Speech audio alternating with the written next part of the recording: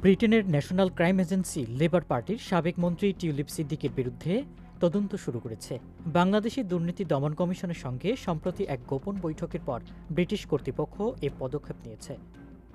NCR কর্মকর্তাদের জানানো হয়, টিউলিপের বিরুদ্ধে নতুন প্রমাণ পাওয়া গেছে। এসব প্রমাণের ভিত্তিতে টিউলিপ সিদ্দিকের ব্যাংক হিসাব, ইমেইল রেকর্ড ও অন্যান্য তথ্য খতিয়ে দেখা হতে পারে। এমনকি তাকে জিজ্ঞাসাবাদের জন্য তলব করা হতে পারে। অভিযোগ রয়েছে, রূপপুর পারমাণবিক বিদ্যুৎ প্রকল্পে টিউলিপ ও তার পরিবার ৩.৯ বিলিয়ন পাউন্ড আত্মসাৎ করেছেন। এ প্রকল্পে ৯০% ঋণ এসেছে রাশিয়া থেকে। ২০১৩ সালে চুক্তির সময় বাংলাদেশের সাবেক প্রধানমন্ত্রী শেখ হাসিনা, রুশ প্রেসিডেন্ট ভ্লাদিমির পুতিনের সঙ্গে টিউলিপের ছবি প্রকাশিত হয়। এনসিএ বাংলাদেশের সরকারকে সহায়তা করতে চায়, যাতে আন্তর্জাতিক চুক্তির আওতায় টিউলিপ সিদ্দিকের বিরুদ্ধে আইনি ব্যবস্থা নেওয়া সম্ভব হয়।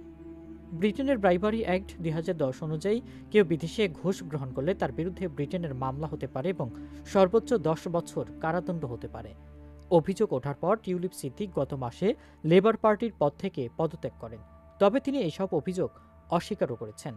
তিনি দাবি করেন তার বিরুদ্ধে কোনো প্রমাণ নেই। লেবার পার্টি বলছে টিউলিপ সিদ্দিকের বিরুদ্ধে কোনো প্রমাণ উপস্থাপন করা হয়নি।